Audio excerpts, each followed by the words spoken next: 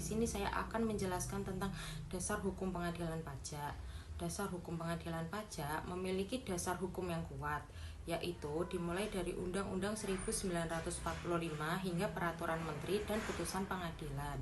Dasar hukum ini mengatur tentang kewenangan, tugas, dan wewenang pengadilan pajak serta cara penyelesaian sengketa pajak. Dasar hukum pengadilan pajak membahas tentang berbagai hal terkait dengan penyelesaian sengketa pajak. Isi kandungan Undang-Undang Nomor 14 Tahun 2002 tentang Pengadilan Pajak berfokus pada pembentukan dan fungsi pengadilan pajak untuk menangani sengketa pajak di Indonesia seperti 1.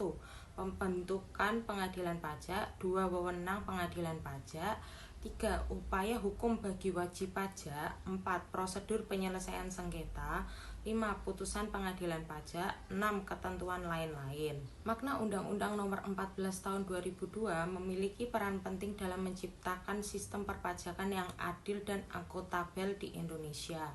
Berikut beberapa poin penting maknanya. 1. Keadilan bagi wajib pajak. 2. Kepastian hukum. 3. Meningkatkan kepercayaan masyarakat. 4. Mendukung pertumbuhan ekonomi. Dan Undang-Undang Nomor 14 Tahun 2002 merupakan instrumen hukum yang esensial dalam mewujudkan sistem perpajakan yang adil dan akuntabel di Indonesia. Keberadaannya diharapkan dapat memberikan keadilan bagi wajib pajak, meningkatkan kepastian hukum, dan pada akhirnya mendorong pertumbuhan ekonomi nasional. Di sini saya akan membahas mengenai apa itu pengadilan pajak. Apabila seorang wajib pajak melanggar kewajibannya atas perpajakan dan dapat mengakibatkan orang tersebut terjerat kebijakan hukum terkait pajak, maka kasus tersebut dapat diselesaikan melalui pengadilan pajak.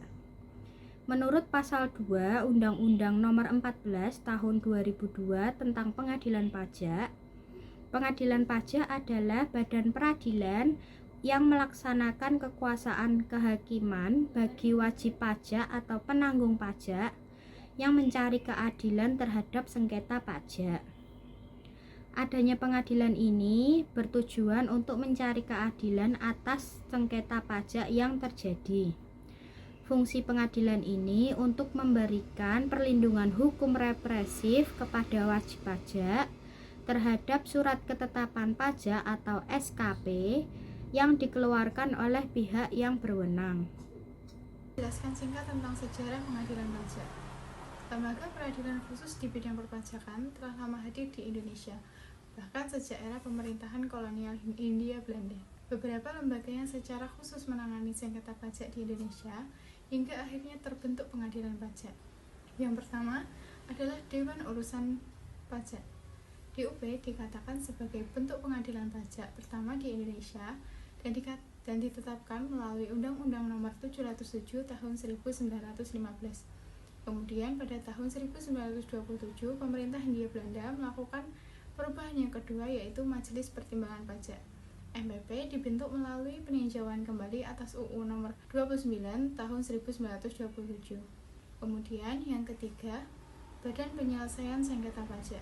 Setelah berjalan 38 tahun, pemerintah akhirnya menilai bahwa MPP sudah tidak memenuhi kebutuhan penyelesaian sengketa pajak yang semakin kompleks, yang kemudian dinamakan BPSP melalui Undang-Undang Nomor 17 Tahun 1997.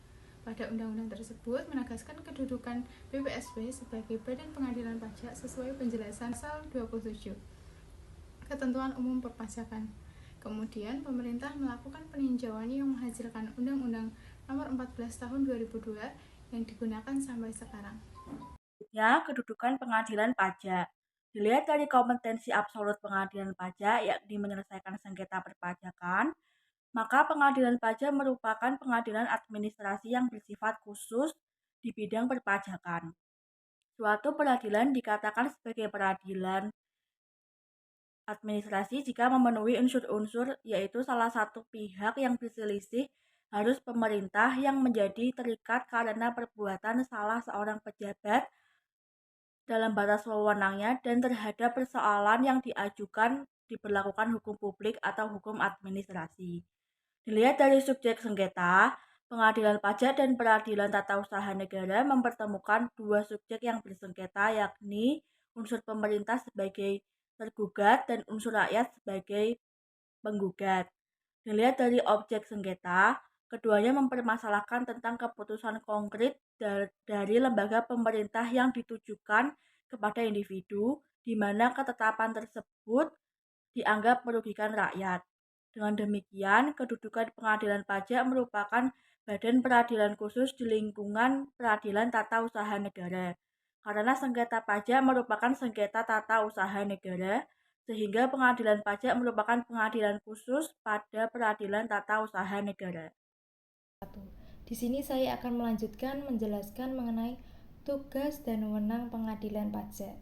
Yang pertama, pengadilan pajak mempunyai tugas dan wewenang memeriksa dan memutus sengketa pajak. Selanjutnya dan kedua, hal banding hanya memeriksa dan memutus sengketa atas keputusan keberatan kecuali ditentukan lain oleh peraturan perundang-undangan yang berlaku.